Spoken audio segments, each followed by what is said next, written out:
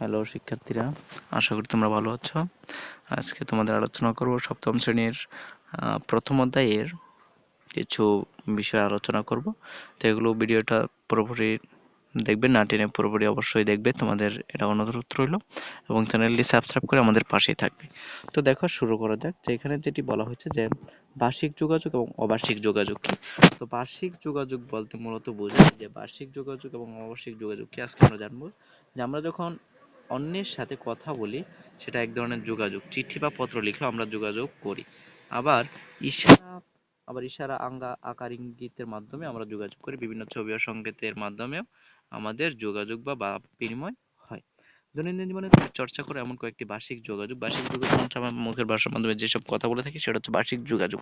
এখানে যে কোনো উদাহরণ তোমরা এখানে দিতে পারো। এরপর বলা হয়েছে এখানে দৈনন্দিন জীবনে চর্চা করো এমন কয়েকটি অবার্ষিক যোগাযোগ। এগুলো চর্চা করি অবার্ষিক যোগাযোগ। অবার্ষিক যোগাযোগ মানে হচ্ছে যেমন আকার ইঙ্গিতের মাধ্যমে, বিশেষ করে যারা কথা বলতে পারে না, তো যেটা বলা হয় সেটা হচ্ছে অবার্ষিক যোগাযোগ।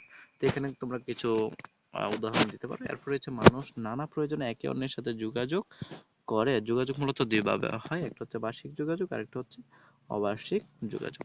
তো বার্ষিক যোগাযোগ সম্পর্কে আজকে জানবো যে বার্ষিক যোগাযোগের প্রধান রূপ কয়টি? চারটি। শোনা, বলা, পড়া, লেখা এর মধ্যে বলা যায়। এরপর শোনার কাজে মুখ ও কানের ভূমিকা প্রদান। শোনার কাজে মুখ ও কানের ভূমিকা প্রদান। চিত্রের তৈরি শব্দও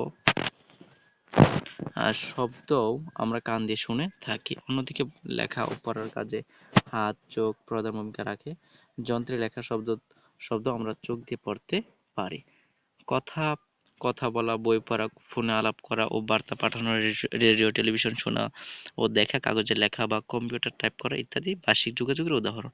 এছাড়াও শ্রবণ প্রতিবন্ধী মানুষের জন্য রয়েছে ইশারা ভাষা, দৃষ্টি প্রতিবন্ধী মানুষের জন্য রয়েছে ব্রেইল ভাষা। আর রয়েছে অবার্ষিক যোগাযোগ।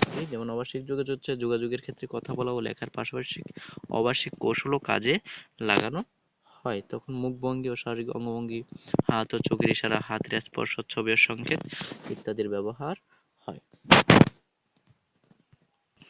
তো আশা করি প্রিয় শিক্ষার্থীরা, তোমরা এখানে বার্ষিক যোগাযোগ এবং অবার্ষিক যোগাযোগের বিষয়টি তোমরা বুঝতে পেরেছো। এরকম নতুন নতুন ভিডিওগুলো পেতে অবশ্যই চ্যানেলে সাবস্ক্রাইব করে আমাদের পাশেই থাকো।